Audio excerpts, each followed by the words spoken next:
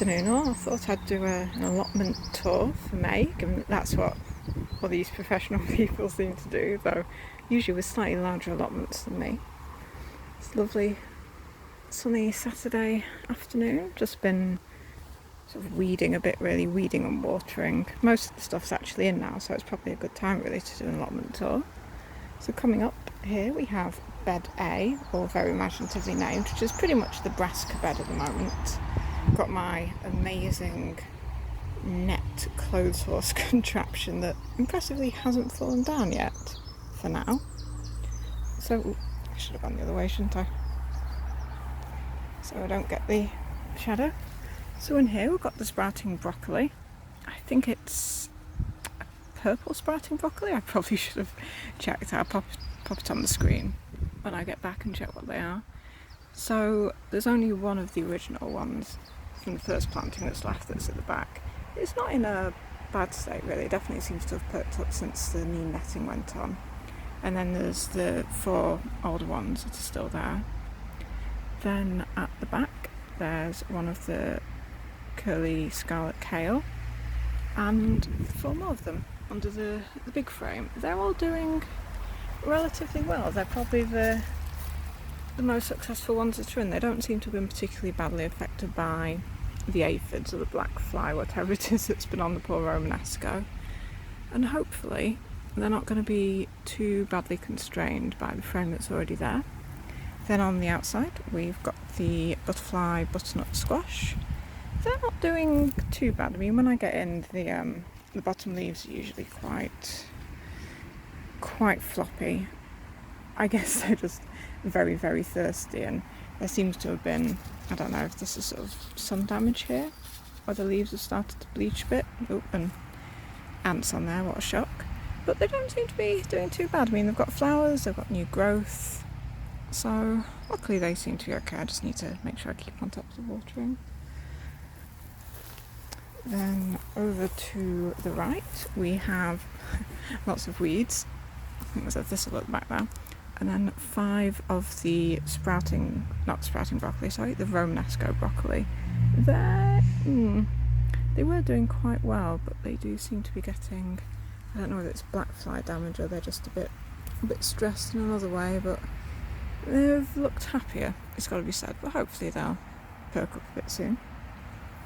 Carrying along again, we have the leeks, which I started off inside in toilet roll tubes and I planted out. The one in the middle went, which was a shame, but the other ones seem to have clung on okay, although they are very thin. I mean, if anything, they're even thinner than the spring onions. I mean, hopefully that's just because they were planted later, or sown later rather. I've sown some more in bed B, which we'll get to in a sec, and also sown some more inside, so if they don't do okay, then hopefully I'll have some backup. Then over here we've got the lettuce, which I think might be starting to bolt, the ones at the back. These are from Sylvia, so I can take absolutely no credit for them. Even grasshoppers. Seem to be a lot of them around. Off they go. Yeah, I'm not sure whether these are bolting a bit. But they've been really successful though. I mean, they were only sort of that big when she gave them to me. They were all sort of clumped together. Now I've separated them out and they've done great. I don't think I've actually lost any of them. Oh, sorry, out of focus there. And then we've got some of the spinach, which has been nibbled, I think, by the pigeons, but it's held on reasonably well.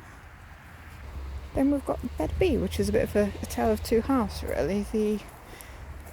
The strawberries in here were ones that I just found when I was digging over the beds. I got about 5 off, and then there was supposed to be 5 more in, which disappeared unfortunately sometime between, I think, Sunday and Tuesday last week. So I'm not sure whether, given the feathers that are here, that a pigeon just sort of landed on, sat down and then was able to peck them out because the netting isn't quite that taut, or whether someone's been having a rummage through my beds. I mean, hopefully the former really, but maybe I'll get a few more off.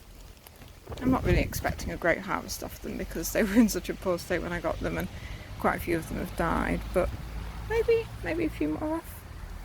Next to them, the beetroot, which some of them are doing really well. They were started off from modules inside, and the ones which went out later are the ones on the left, which are obviously doing quite a bit better than the other ones. They went out a bit earlier and they suffered quite badly from the pigeons. I've sown a few more around, trying not to trip over the strawberry netting. I have sown a few more going this way. I'm not sure whether those are beetroot, whether those are weeds, it's a bit hard to tell. Hopefully they're beetroot, but like with the leeks, I've sized a few more off inside. And then again, speaking of leeks, I had put some in here, but there's absolutely no sign of them. I don't know. I mean, I think leeks take a while, but even so, maybe I'll have to give that up as a bad loss. Next to them, we've got the courgettes, the zucchini courgettes. The one on the left looks a bit sad. It was as big as the other one, but it got quite badly affected by mildew on the balcony, so I just took those leaves off, but hopefully it'll pick up quite soon. And then this is the patty pan that Sylvia gave me. That's looking reasonably happy as these things go. Then this wasn't an onion that I sowed from a set. This was a cooking onion that accidentally started sprouting in the cupboard, so I just shoved it in, and at first it seemed to be doing quite well, but then obviously it's bolted, or it's sending up a flower spike, so hopefully that'll open, it'll be quite pretty, if nothing else. The onions, the turbos that Tom and Sylvia gave me, have done great. I don't think I've actually lost any of those. So there's maybe 50 onions or so in there. I like onions. I'm not sure how many of them I'll get through, but I don't know. At least I'll get a good harvest from something. And then next to them are the Falmaine lettuce. It's strange, some of them went in and just immediately shriveled up and died. These ones, luckily, I guess it was kind of when I planted them out and what size they were, I just found the sweet spot. There were garlic in here, which I transplanted across to there when I moved lettuce in, which was an error because I think I had 7 garlic. And then I had 2 left, and those are the ones I moved, and they've immediately died, so no garlic unfortunately, but a lesson learned, I think. Bury them a bit lower and just don't move them. That was pretty stupid of me. Also got some cosmos there that Carly very kindly gave me. Thanks, Carly. Then moving along, we've got Bed C, which has got some more of the spinach, which again has been quite badly affected by the pigeons. These are the 2 runner beans that were given to me by Tom and Sylvia. They're not doing too bad. My Normas that I put out, they got really badly affected by first the heat and then the frost. So some of them are coming back. That one hasn't. I've sown a couple of Scarlet Temperas in there. Hopefully they'll come up, and if not, I've got a few back in the flat that are planted up. This one's not too bad, but then that one in the corner, that had been doing quite well, and then that died as well, so try and put a Scarlet Tempera in there if they get going. Some spring onions in a row at the back, and there are the pak choy, which have really come up. I'm quite impressed with these. And here we've got my lone chard. I've got a few more inside which I probably need to bring out. Hopefully they'll pick up a bit. I mean, I think chard overwinters, doesn't it? So it doesn't need to be huge right now, but it's looking a bit sad. The carrots, on the other hand, are doing pretty well. I mean, hopefully all these little tears in the fleece won't be an issue. I won't take the fleece off because, you know, it's there for a reason, but we've got Cosmic Purple there, and then, I can't pronounce it properly, is it Nance or Nance 5? Sort of a standard orange one on the right, then a few more sown in the middle. No sign of those yet, but, you know, give it time.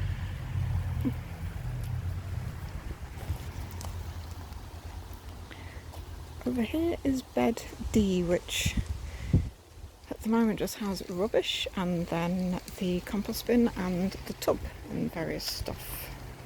I had sown some wildflowers in there, but unfortunately I think the grass is just re-established. The plan is eventually to get one of those sort of little polytunnel grow house things. There's quite a few of them around, like Wilco's do them and things. I really wanted to get one from Argos because it has those sort of securing cables that come down from the top. which will be useful because I don't want it to blow away, but they're all out of stock, so I have to wait for those. But in the meantime, on bed E, which I manured and then covered, which I'm really regretting now, there we go, is my makeshift grow house. It is usually all attached, but I just took it off because I've moved in 2 more chilies. They're little Anaheim chilies, hopefully they'll not grow much more. Then at the back there's my mystery chili slash pepper that just appeared in the beans last year, and 2 of my Gardener's Delight tomatoes. And if we go through, you've even got some new little tomatoes on there. Not sure how long they'll take to go red. This bed at the back doesn't really have a name. This is an elder tree which Tom said that he cut down because it was shadowing over his plot, which I could see, though it would have been nice if he just asked, really. And then in here we've got sort of hopefully wildflowers. I sowed some mixed down, but whether it's weed, I mean there's nettles in there and there's plenty of bindweed, but hopefully some wildflowers. I've got these. These are quite pretty. One of my few velvet queen sunflowers that survived, and then just a random sunflower at the back. Got the rhubarb, which I think seems to have picked up a bit. It's obviously been quite badly affected by the snails still, but it's definitely looking a bit healthier, so I think my problem was that I'd underestimated quite how much water it needed. Got some new growth coming up, so just need to make sure I don't get the crowns too wet. I think some of these can probably come off actually. And then at the side, next to bed A and B, we've got bed F, which is where most of the potatoes and the mystery squash that Tom gave me. He said it was an 8-ball, but then it started sprawling, so I don't think it's an 8-ball courgette. I think it's probably some sort of pumpkin, but we'll have to wait till autumn to see. I've got in here, there's 7 main crop potatoes that Anne Carly gave me, and then 8, or nearly 8, that one's very small, volunteer potatoes that I found when I was digging over bed A, and one of them has started flowering, which is very pretty. There was also, when I was here a couple of days ago, I thought, oh, that's an interesting rock, sort of this nice, smooth, shiny, creamy rock, and it was a potato on the surface, which was a bit of a shock, so that's all been covered up. And I thought they were planted quite deep. I guess one of them came to the surface. And then we've also got, I think that's Golden Cascade Delight Raspberry. Summer fruiting, so they're not going to do anything till next year, on the left, and then a thorn-free blackberry on the right, which seems to be covered in flies. Nice. I've also got a few radishes. These had all been, the previous lot had been quite badly affected by, I think, some sort of root fly larvae. So I'm not going to sow any more in there. I've sown some next to the onions, but you know, might as well keep these in. And then there's a pak choy there. There was another one here, but I think it's died. But then there's 2 there. They're looking a little, not quite as happy as the others, but they're not bad. I mean, hopefully they'll grow, get a bit of a couch crop or something next to the fruit bushes. And also, I don't know if you can see it in there, in Tom and Sylvia's polytunnel, we have the beast. I mean, this is another Gardener's Delight, but it is enormous. I mean, it was the biggest one, it was the first one I brought up, but it really, really likes it in here. There is some fruit, oh, there's some there, and there we go, which is pretty funky. They're almost going a bit yellow. I mean, hopefully they'll let me keep it in here. I mean, it's far too big to go in the grow house, so I'll just have to pop them outside if they are too big, but hopefully it won't grow much bigger. So that's the plot. I've had it, I think, about 3 months now, just over. I started about the middle of Feb, and it can sometimes get quite hard to remember exactly how much work you've done. I mean, this was all pretty much sort of couch grass, really. Couch grass, primroses, bindweed, and just the very faint bed edging poking through. So I'm quite proud of what's happened. I don't know how big my yields are going to be, but hopefully things are reasonably alive for now, so fingers crossed that means I should actually get some fruit and veg off them. I think I probably won't be doing sort of once every 2 day videos anymore, because now most of the things are in, I'll just really be coming up for a bit of weeding and watering unless there's some huge disaster. Plus it looks like work's going to be getting back into gear, so I won't have sort of full days or half days at the plot, which actually works out a bit better because now it's just watering and weeding. I can just pop here for sort of 15 minutes or half an hour after work to keep on top of things, so that's not really video worthy stuff. At least I doubt many people are interested in just seeing a video of me saying I did the watering today. So I think I'll go to maybe a weekly compilation video just of what's been happening, just nice to keep a record of what you've been up to, see the change and see how things are progressing. And I think I need to pin the grow house back together. I hope you've been enjoying the regular videos. If you've got any sort of pointers or tips or point out things that I've obviously been doing very wrong, then feel free. I don't really know what I'm doing, as has already been established, so I'm more than happy to have some helpful pointers. So yeah, I hope you're all having a lovely day, enjoying the good weather even in our current situation, and I'll see you guys probably next week. Take care.